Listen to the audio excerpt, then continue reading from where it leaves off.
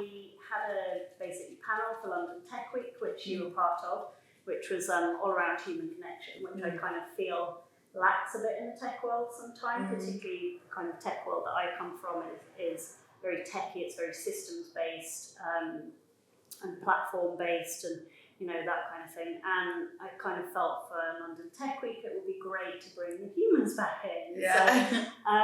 So we had that previously in June of this year, and I just wanted to get to know you a bit more and kind of talk a bit more about your world and what you do with CommuneEAST and things like that. Because for me, what's kind of interesting, digging deeper into Leanne Elliott Young and your world, is essentially, I kind of think we have a lot of discussion around IRL, URL, online, offline, omni-channel, all these kind of terms that actually, for you, I feel a little bit, you don't separate them out, you just, it's all one and it's quite fluid. And yeah, I just kind of wanted to talk a little bit about that and kind of how you view things as fluid and how you perhaps sit within, URL yourself as well. I think that's a really interesting thing, isn't it? Because we're all in this time where there's this chorus of conundrums, which are how businesses brands, everyone can kind of feed and understand that they're two IRL, URL worlds. How do we exist within those two? But actually, we exist in unison, and one feeds off the other. And there's this there's a strong debate on mental health and how much, as we're spending more and more time online, is it that this is a kind of act of rooted in denial on the fact that we're in this climate crisis. I mean, there's plentiful discussions onto why we're transfixed in the digital world. Number one, who doesn't sound better and look better online? I bloody do. Do you know what I mean? We're all you can craft, curate, censor. It's curated. You're pushing the buttons, and you're the puppeteer of this augmented version of yourself, and it's a better space. But the fact is that human presence and eye contact, and me and you sitting here now, this is a real time moment, and there's so much presence in this, and that's the one thing that we do, is try to build within the conundrums. The conundrums are full of dichotomies, the dichotomies are full of conundrums, and they kind of rotate around each other. It's how do we do more digitally, but how do we think about the environment? Because now technology, not technology, but the internet, has taken over aviation, how much CO2 it produces. So boiling a kettle is the same as a Google search. So we've got all of the, there's a massive push on building augmented and digital spaces, because it solves the waste issue that happens at all the fashion weeks we attend. But actually, if you're building a digital space, and we're all kind of the volume of individuals who are the same kind of thing. So that's why this kind of chorus of conundrums is something that we really kind of are looking at. It's how do you balance the fact and the dichotomies of URL. Yeah. So it's there's so many. We're in a time of fake news, and it's very difficult to get a reality check almost. 100%. Specifically in sustainability. I mean, it's okay, everyone's being called out. I'm oh god, so I've got this outfit, so it's from Hodges, and it's from found scraps in studio. But then, what's his growth trajectory as a designer? Because if he's using scraps in the studio, then what does that mean? Because everyone's heading towards that kind of pinnacle moment where you've got 20 stores globally, blah blah. So but then you're okay, but what's this made of? It's cotton. But what about if it's organic cotton? Or organic cotton actually uses much more water, and you have to have 20% more hectares of that's seeded for it to be. So there's so many layers between each thing. Exactly. Every single decision has a knock-on Totally. impact. So as a consumer, as a producer, as a future forecaster, which is primarily what we're in the space of. It's going, what could the possible and probable futures be? What do they sound like? But also, what do they taste like? Yeah. Like, I want people that we're working with to be part of that. Yeah, and like put it in your mouth and taste it. What is this? Do you know what I mean? It's like, no, it sounds so funny, but it's actually like, we're not just going, try it out. It's like, ingest it, spend some time with it, because these are difficult decisions that we're all making right now, and what our futures could possibly be, because we're in the crutch point of it's a crisis right now. So what do we do? Because there's a slow incubation of ideas with institutes like the BFC, with government institutes, you know, it takes a long time. It takes such a long time. So part of the work we're doing is trying to bring together individuals who could be part of the chorus to assist in these narratives, and we're only choosing to work with individuals that have got the same agendas, and that's bloody difficult, as you know. Like choosing people that have got because it can't be 360. Soul almost. I think that's a really beautiful poetic way of saying it, because you can never tick all the same boxes, because then it's just an echo chamber. But I can say like we've got some souls, and that's really nice to be able to go, okay, we've got the same. There's agendas that we care about, and we're working towards them, but we know it's going to be a difficult ride. Yeah, and also it's knowing what your part to play in that orchestra is, isn't it? You can't all be the bass, because then it doesn't work, right? So then how do you come together and make that a nice tune? And what it is, and all those things you were saying about a tune, that's because, you know, coming together being a symphony, and that's like takes an orchestra, that takes wind, that takes percussion. So it's like everyone uniting together, and it's not just two individuals, it's everyone understanding their parts, and it's collaborative. And that's, I think, one of the really exciting key points about this technological revolution that we're now sitting within, is that we now are at a time where you can speak to someone on the other side of the globe who shares the same souls, and you can connect, you can make something together. And that, it sounds really silly, but when we first started CommuneEAST was 2015, and we were considering the creative industries and how this cultural osmosis exists, fashion and art and tech and the sciences, they all work together, but they're so rigid. But they've been constructed to be rigid by the people who constructed the different strands, and right? education. Exactly. So now we're at a time where people, like, we at the moment, we're at /bio.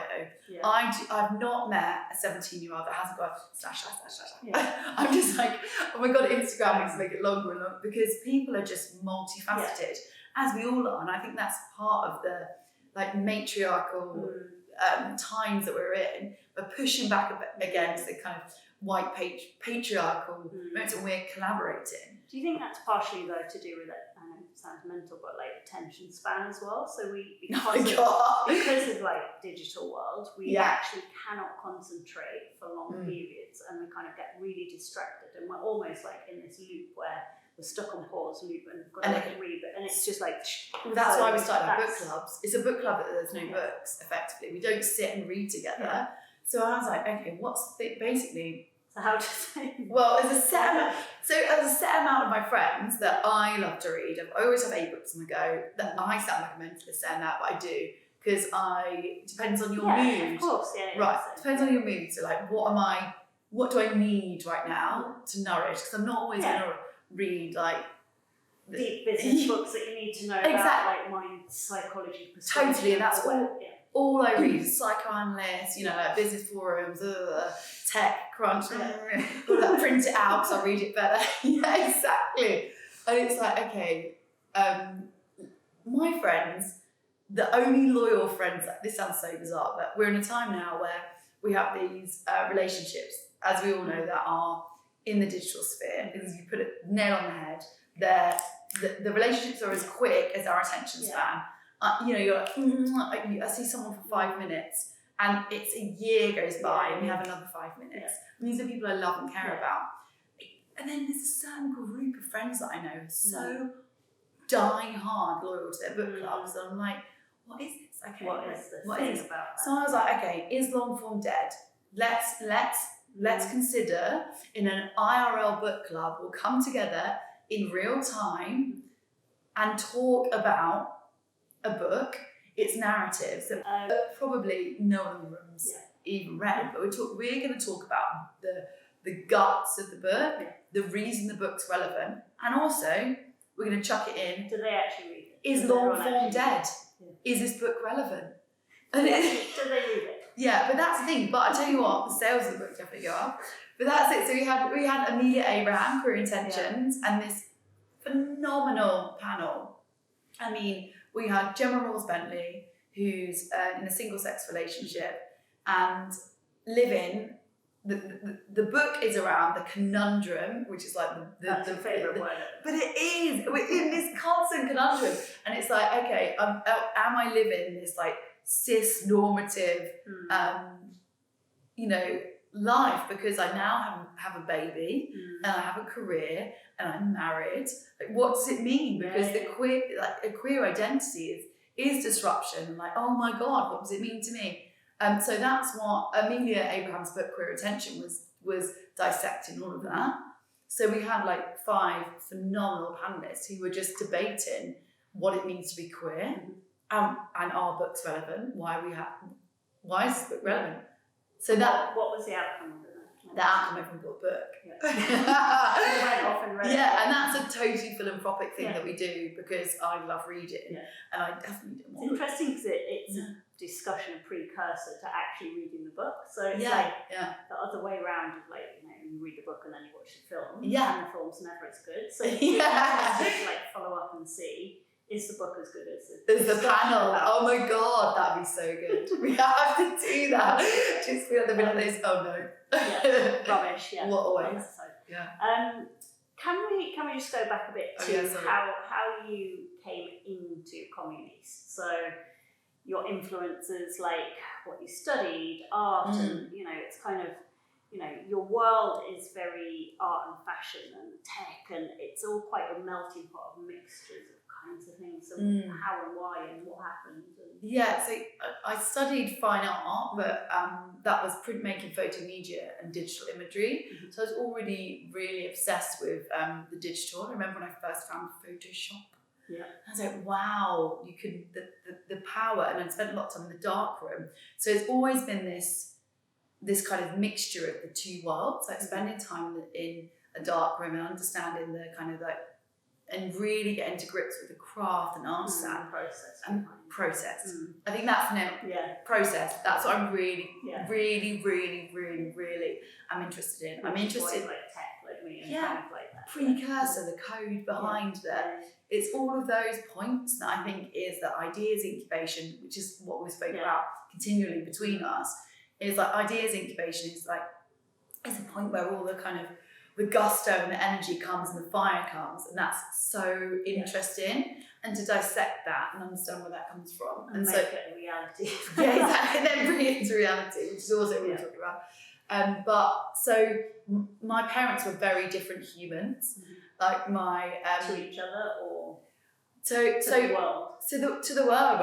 My mother, like, she like practiced law and wore a tall, very stern hat and had a cape at all times and thigh-high boots. It was a real annoyance to my childhood because everyone wanted to speak about my mother. And she was, at the school playground, it was like, your mother. Yeah. And she was very exploratory and wild and sensitive and severe. And she was a conundrum, And then my father was quite, it's a Cockney, a gypsy, a bit of a fighter, So the mix means that I'm kind of like a very well-read gypsy. So like it's that, like, and it's funny. I was talking the other day. Like I'm an absolute workaholic, and that means that I can tell that about you because you're not only. So people think that fashion is like being at the event, but I know all the stuff you do around the event. Yeah. And say for example, the other week you were on a debating panel. You're basically at the Roxandra event. it matches, and I'm just like, she's here, and then I know you do the work as well. And Yeah. it's just like, people don't realise that work comes from being at those events as well. Yeah. And it's kind of, It's the grit behind the glamour, and like CFE, who we massively applaud and work with, and Judith Tully there, she talks about the grit behind the glamour, and I loved it when she first said that to me. I was like, oh, I love that, because it is, because everyone thinks like, what's your secret? I'm like, blood, sweat and tears, and that's it. I'm upset, like I read, and when I say I read, like I spend a lot of time researching and building narratives and kind of really going deep. Because I love process. So if there's a project, I'll go deep, I'll go wide, and I'll speak to every single person that could possibly be connected with it, and some. And that's me, my team, that have the same amount of gusto as me. So it's the work and life divide is really, there's not much of a separation between the two, really. But I think that's... So going back to like your parents, how did that world, because they're contrasty to each other. How was that? Like, how was your life at that point? I think it was dynamic. We had, so the reason commune is because when me and Richard founded commune, it was at Art Basel in Miami, and we were talking about this idea of a house that's ever evolving. And the fashion house is ever evolving, the tech space is ever evolving, the art world. So it was like this idea of this communal, collaborative space where there was no parameters, and that was my house growing up. I mean, we had I remember that the mayor of the town being so drunk, he was escorted. It was like parties and fun, but it was a real like Harley Davidson to mod to architects to think. It was like a melting.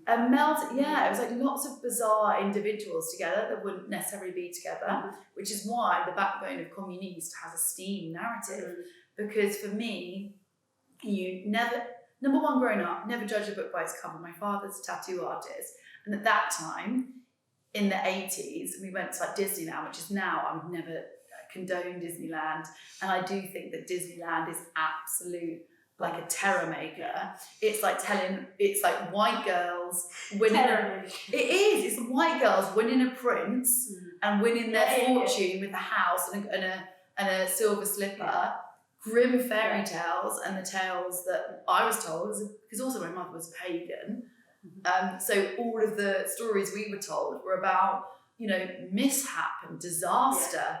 And that builds you ready for life. What your world. That's your foundation. If you're told when you're young that the world's going to be difficult and complex, and stick by your roots and find soul partners, like we were just discussing, we'd all be fine. Instead, we're now it's completely separate. Taught through a lens that you just find a prince, and everything will be fine. Everything will be okay. And it's like, perhaps I might like the princess. There's lots of there's so many. So I've got a 4-year-old daughter, and she's just obsessed with like princess stuff.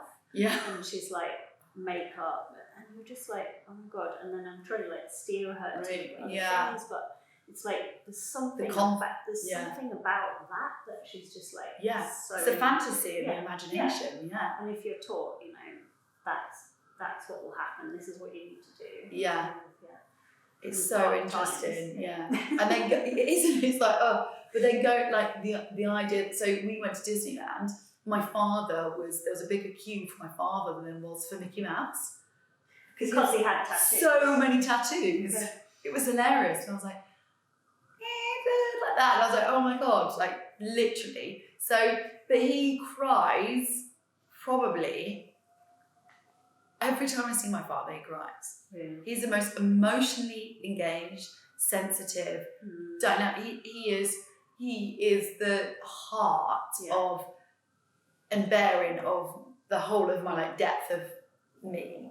Like he's so tender and just astonishingly, like beautifully intimate emotionally, and that is just like wonderful.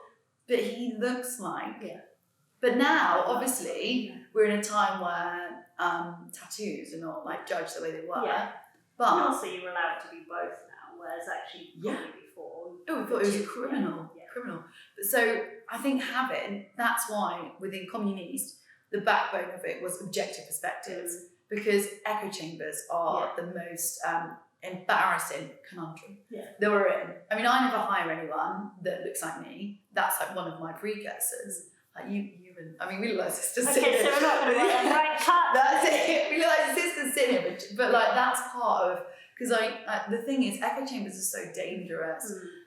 So it's all what we do is always look beyond that. So how do you say you never employ anyone that doesn't look like you? How do you actively do that? Because quite naturally, we've just talked about searching through Instagram. You curate the feed that feeds you, and then the feed feeds you. Yeah. So how do you step out of that? How do you ensure that you find people that are different? The thing is, it comes down to like a good HR. To instigate good HR is that you 100% have to work harder. Yeah. You have to interview 200 extra people, and that's the truth, because we are in a time of white privilege still.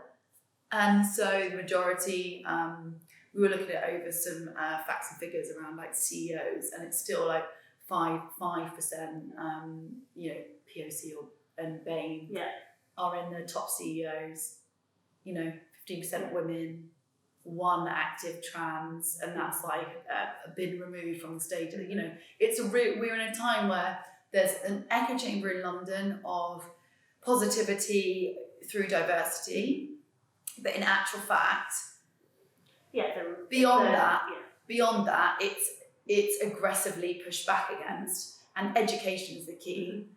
We're doing a programme with Tower Hamlets via the Disneyland Gallery, with Art School London, with Eton from Art School next week, and that's the kind of things I really care about. And you also do Outset. Correct. Outset, oh my god, they're an absolute dream. So Outset are the biggest globally philanthropic venture. They are ideas incubators. So they source and they look for innovative, disruptive, and best programs, artists, and they facilitate their work. That's studio residencies, well, studios, full stop, which is phenomenal, because we all know about shall we move to Margate? That conversation, because London is so expensive. Are we all just gonna have to move to Margate? So exactly. So Outset are phenomenal. Candida and Jack, who works, is now co-director, I think, actually. As a team, they have paid for some of the best shows in London and globally. The Venice Biennale, for instance, they make things happen that wouldn't have been in the games. So we support 100% all of their work. Do you kind of find artists and help them to broach that conversation with the two, or how do you do that? So obviously you're quite entrenched in what's now. I mean, I think we've got lots of conversations on what the future of that looks like. As we all know, the youth market and Gen Z are super interesting, because they now have an open conversation around transparency, sustainability, and they have more of a philanthropic kind of gesture as to where they'll put their money. So a younger activation of Outset is something that we're talking about now, which is looking at disruptive conversations, panel discussions, debates, and incubating that into the Outset forum. Do the panel debates and all this kind of thing, are they an art piece in themselves then? Is that what you're... Do you know what? It's so interesting you said that, is because now, I mean, we're in a really privileged time where people care about, people are spending so much time online, but they also care about, you can see it, the amount of panel discussions that are available. It's just but people care about information. And I feel like there's a massive distrust on the internet, and we all know that, well, I stand by The Guardian, the FT, and lots of independent news, sources. Yeah. But there is a query about who's curating the rest of the news that's absorbed. So panel discussion is a really good place because it's unedited, and you get that from the horse's mouth. I mean, lots of them, as we not sometimes it's like, hi, so I'm here to present, and it's just all of it is a branded. Yeah, it's a content making opportunity. Exactly, and that's when it's flaccid, and you're just like, this isn't. Yeah. I'm here as part of your audience. You're like pre-edited. Yeah, and it's like Jeremy Kyle, and you're just clapping along over like, and you're just part of the audience. But actually, you want big debate, and everything that we try and do is the audience are involved. Yeah. Like if I've got the mic, I'm showing at people's, and we see who's there to have a little look. Yeah, my team engage it and change what you're talking about. Because so actually it's everyone in the room. Everyone in the room. I think the smaller ones, more intimate, are definitely having much more impact. And I think that in the future, we've got 2 big projects coming up, which are around the idea of the panel and the idea of the conversation, the art of conversation, and the importance of IRL conversation, but also the anonymity. Yeah. So what happens when you have a dinner party? Everyone, it's like gloves off. Yeah. And the best conversations, as you and I know, happens when there's not said cameras. Yeah. And you're like, oh my God, I've just recorded that. But the fact is, no one wants to put their name to things. So it's interesting, like even now with music shows and stuff or events, or say you go to a fashion show and you're not allowed to use a phone. You're only allowed to be invited to the event and not share anything on social media after the official, you know what I mean? That's kind of a definite debate now, and kind of it allows people to be free again. It's like we're trapped in our own selves again. We totally trapped. I mean, that's the thing. It's like there's this pressure, and I feel like we've got this pitching at the moment that we're super excited about, because it's basically gloves off, forum of debate, and everyone's anonymous. It's science, artist, maker, journalist, and it's like a free fall of conversation. And I think that is an interesting next iteration, because now the fashion press fashion has changed. Well, any press generally, or the from idea incubation, the process involved from the moment that something's live, it's gorged on by hundreds of thousands of individuals because it's openly shared. If it's not, you failed. Yeah. There's no long form mode of communication anymore. So whereas before there would be a fashion journalist, we'll take fashion for instance, a fashion journalist would spend time, looking through historical archive and where the nuance of that collection fitted, and then they'd spend time working on the kind of, the agenda of the work could be this. It was slow form in the journalism, and it was a hearty piece. And you would go to specific outlets and really, you'd spend half an hour reading one show review. Yeah.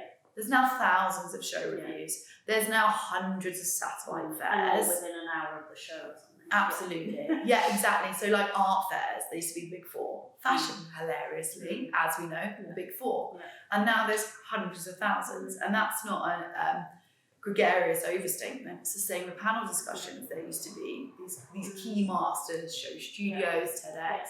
And now, you're at a pub and all of a sudden there's a panel discussion going on back there. Yeah. Sorry guys, put down your horseradish and can you stop carving your beef so loudly? There's a panel discussion going on.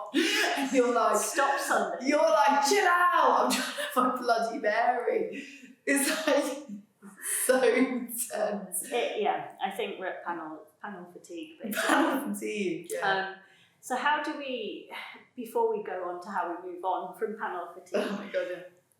Can you talk to me about, I'm thinking Instagram fatigue, but can you talk to me about your recent Instagram filters? Because it's not just doesn't make you look pretty, or actually something that's been coming around quite a lot is filters that make you look like you've had plastic surgery, and I know that Facebook have taken a hard line on that. Yeah, So it's kind of, that's the world that we're living in. Mm-hmm. So how, I know you've done your filters that are based around actions that you're taking and taking sustainability. I'm so bored of saying that word now. Taking that into the world. So can you tell us more about that? So for us, it was really important to disrupt that space.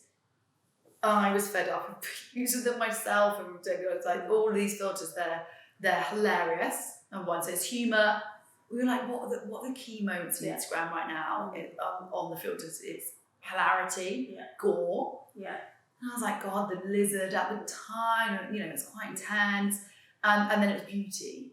And specifically, a lot of the work we do is on gaze, digital, physical, IRL, URL gaze. And the more and more time mapped in a digital gaze with said larger lips, you know, eyes, it's a dangerous space because I'm looking at you, I'm thinking why you're looking at me, but I'm thinking like of the deadly sins. I'm thinking like sloth, greed. Yes, I'm thinking like this is where you're going down. Yeah, so it was like all of these really dark manifestations of ego, which is specifically dangerous if that's the space we're spending the most of our time, and it is, and we do. So this isn't catface. It's not like we're dating. This is like actually people are spending, even quite hilariously, again, it was lots of people that I know who have got fashion media individuals who are giving broadcasts, perhaps a little bit older, absolutely unaware that they've tapped, because they look phenomenal. Clear face filter with eyelashes. Yeah, because it's just it shows up, but the thing is, it shows up to us, but they had no idea anyone else could see it. So they're, just going to bed, no makeup on. I'm like, oh my God, this is a real scenario here where people are projecting themselves in a specific way. How do we disrupt this? Also, how do we talk during Fashion Week in that space? Filters, everyone will be using them. How do we disrupt Fashion Week for a minute and just go, like, can we actually talk about sustainability? And the only way that we could frame it was think now, use less, and act more. So we created a neon sign that wrapped around your face that said that. And we said the only thing to be wearing during London Fashion Week, and it went crazy. We had 1 million shares. People were doing it naked on their bed, Saknapali. It was brilliant, because before the shows, people were laying naked on their beds with a hair towel on, the only thing to wear during Fashion Week. Because you can tell that for them, they were like, I want to talk about sustainability, I want to project something, but I don't know how. So we had one which was the neon sign, the other one, so we've got 10 now. There's one that's which is around the idea of single plastics, and the fact that plastic itself is not a bad material. It's the fact it should never be single use. And again, it's like we just need to recontort our. So we were like, okay, how can we? Ideally, what we wanted to do. So we spoke with Instagram. We're like, okay, what we want to do is be able to tap the screen, and every bottle of water you've drunk that day physically hangs around you, because Timothy Morton writes so eloquently on the ecology of the end of the world, and it's all around hyper objects, things that are so big that we can't attach ourselves to, because our meager little brains just can't think about it. We just can't, because we're only supposed to be linking souls, and that's it. Linking souls to make babies, probably. So basically, we can't deal with it. So I was like, let's bring it in. So we managed to crack Instagram, so you could tap, more bottles would come, but you couldn't carry it on to the next one. And we were like, oh my God.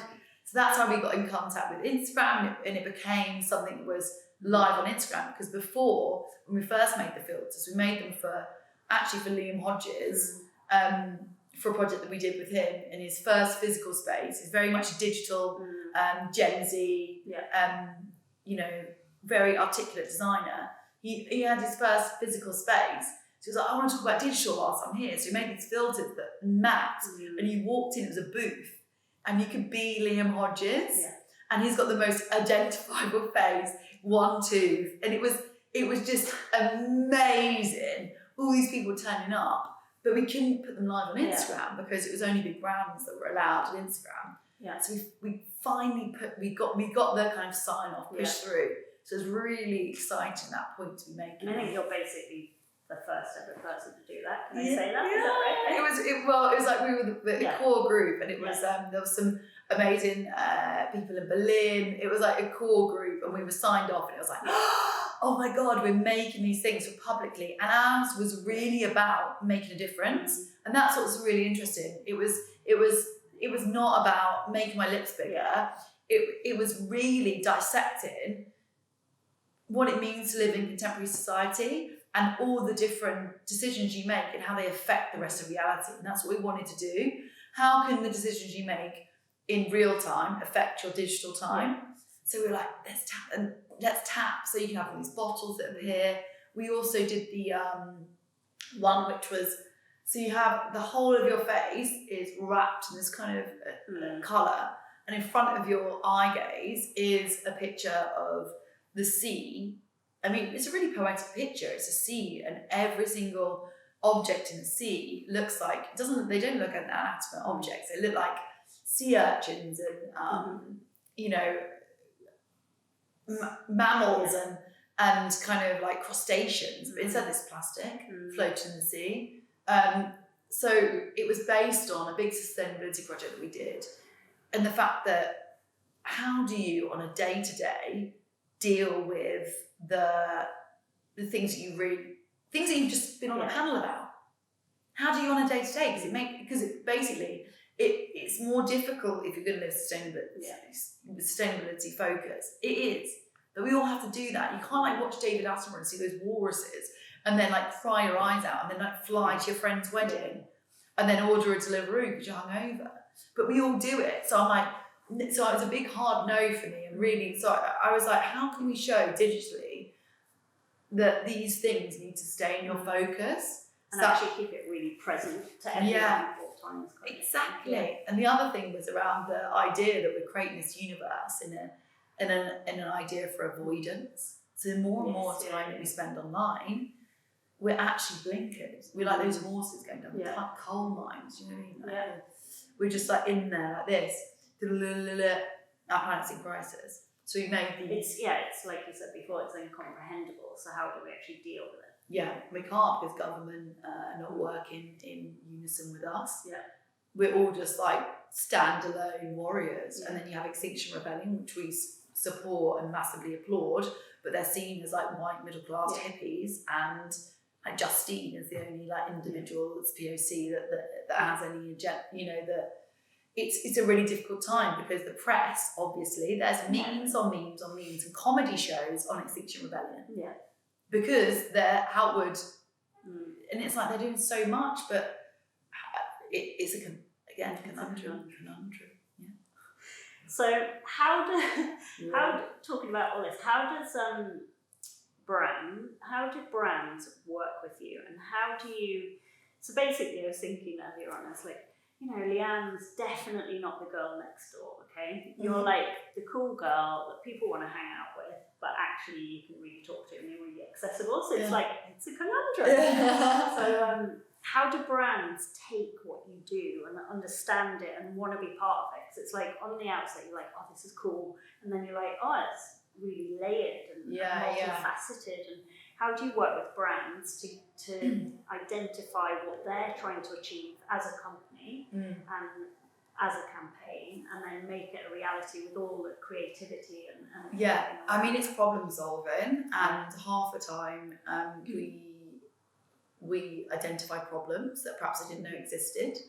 So it's going, okay, we want to do this because we see issues here. This is how we can solve it by doing this. And it's not me, it's not just me and my team, it's 100% collaborative. So we bring in, depending on who we're working with, a wide range of individuals who are experts in that field, and can answer some of the questions that we can't, but we identify.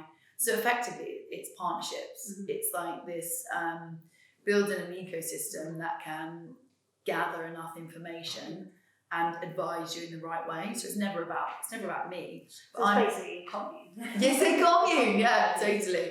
Yeah. And it's never about the one. It's about the whole. Like we did a shoot the other week, and it was around CommuneEAST. And I was like, well, the issue is there's never it's never one person who can. You can't deliver a holistic kind of solution without. Exactly. Yeah. And I think the thing is, like, when we were at Selfridges, an amazing scenario was the State of the Art programme was all around the philanthropic measure and historical, philanthropic measure that Selfridges always not just projected but delivered. You know, the first nuance, it's just Selfridges himself was, he unveiled the windows. Yeah. And he allowed women to browse. Like, there's all these things. It's massively disruptive. And what they do is continually disruptive. And you go in there, it's not just, a space to shop. It's an experience driven, blah, blah, blah. I say blah, blah, blah, because I can't even list all the program that's going on there, because even, we work with them, and there's so much going on because they deliver to so many different demographics. So they had the State of the Arts programme, they have a plinth in store, they invited so many artists, creators, practitioners to incubate the store. And it was a wonderful, wonderful moment to see, big galleries have important artworks in a store. Yeah. So you're educating the consumer, it's like a two-way kind of conversation going on, which is really poetic. I said to someone actually the other day that the store is now the new art gallery, because a lot of people actually don't, a lot of people do go to galleries, obviously, but also people who perhaps feel a bit odd about going to a gallery. Yeah, because the hyper kind of, middle class patriarchy that seems to and it's the fact that, so actually the reason why I enjoy art and process so much is because growing up, imagine you having a tattoo studio in the front of the home when I was growing up, before my father had his own studio, and then he had multiple studios all over the UK, was in the front of the house. So in the front of the house, there was these pictures, hundreds of pictures on the walls, and people would come in and decide, I want that on my flesh forever. So signs and signifiers and idea and this ideology of why emblems and images were so important. Yeah. And that's, I suppose, and perhaps I would have been massively scared of the art world unless I'd had that kind of, and then my grandfather used to come to London, and his favourite thing was to go, so he was a furniture maker and upholsterer, worked for the big brands. I used to be this sofa in fact, it's very one of it. Yeah. I love it. It's so good. He used to come to London, and he used to, if it was he used to go to galleries that looked very intimidating, but he also used to go to the galleries that were, had the shows on that were locked in their curation, like the National Gallery did. They don't change that much. Yeah. But he used to choose a person and follow a different person around and see what their choices were. Isn't it good? That's amazing. So you always saw a new part of the gallery. So yeah, isn't it? So my art education really came from understanding the kind of the importance of signs and signifiers in just and what they mean to people and how. Yeah, and then also the difference in opinions of choices and and so I think the art world effectively hasn't been this place of fear or white privilege, which I think is to so many people. Instead, it was a space of absolute there's no wrong answer in the art world, and that's, I think, which is really exciting. There's no wrong answers. It's all about exploratory notions, and it's one person's vernacular opposed to another's, and that's what really great curators, like the ICA is a great place to go, for instance, and the Chisnell Gallery, because the works are so visceral and you can just connect with them on like a multitude of levels. And have your own experience. And it's like a wonderful thing to be able to discuss that words are really, really interesting and important, or perhaps irrelevant in art. Yeah. Do you know what I mean? And all of those three things are true statements. Yeah. Do you know what I mean? Yeah. Yeah. Cool. Right. How are we doing? What are your top tips for surviving Christmas? Surviving Christmas, number one, avoid the mother-in-law. Yeah. If you're lucky enough or fortunate enough to have one. But Christmas is obviously a time of gregarious shows. I thought you were like, going to say reflection and solitude. And, hanging out with my coven and meditation.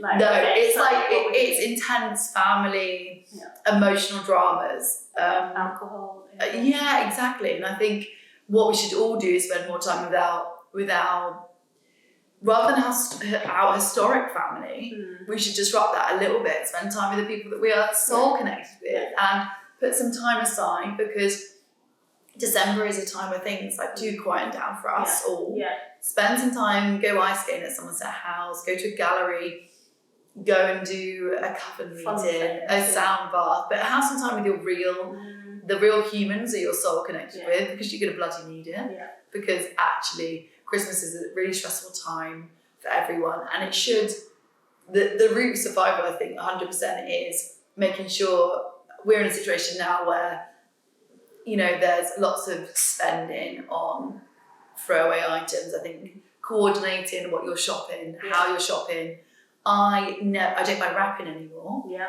I constantly recycle, and everyone I give a present to, I make sure I push that onto them, because I think it's a beautiful thing. In the same way, sharing as well. Exactly, it's like a hand-me-down. So, and I love to cook, and I love to do mulled wine and all those, and spend time outside. Yeah. Because there's no such thing as bad weather. It's just not being dressed. Yes, exactly. You've got a good enough outfit. Exactly. So you just need to curate your outfit for the external weathers. So that's wet, cold, wind. Yes, wind. 3. Yeah.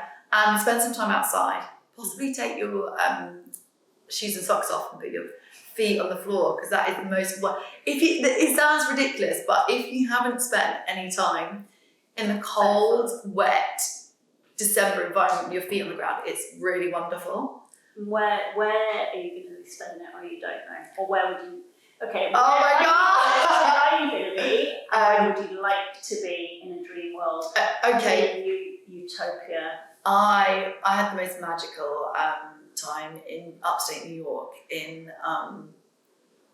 for Christmas, and it was there was something about upstate New York. Number one, I'm a bit of a kind of pagan wild thing, and being in a drum circle on Boxing Day, oh my God. But there's something about the kind of wild energy of it. Reality is, I'm going to be with my mother-in-law. I'm going to be polite about the food. The turkey she's not cooking. She's not going to cook turkey.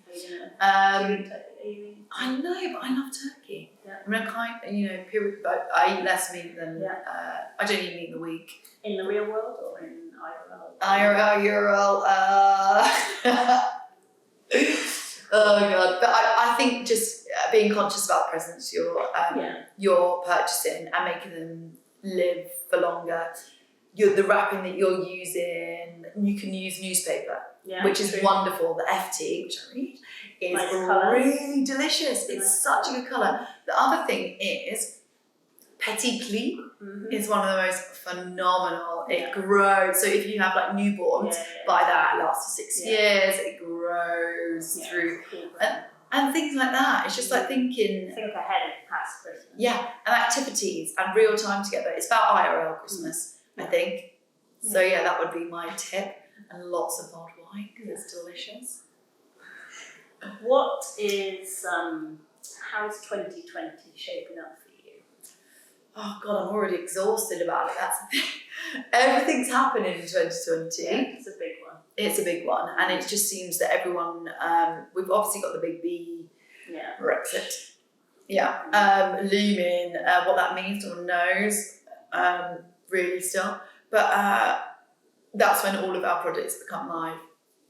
So I'm going to be really looking forward to not sending NDA emails. Yes. Because that is the bane of my life right now. I'm just sharing this with you for NDA because We share sensitively. Yeah, exactly. So it will really, 2020 will be a time of, I think within the industry, the sharing economy is going to be something really big, rental, upcycling, and a wider, I suppose, the commerce economy is going to like disrupt and change a lot. And I think that leaves route for new and exciting brands and individuals and thought leaders to take hold.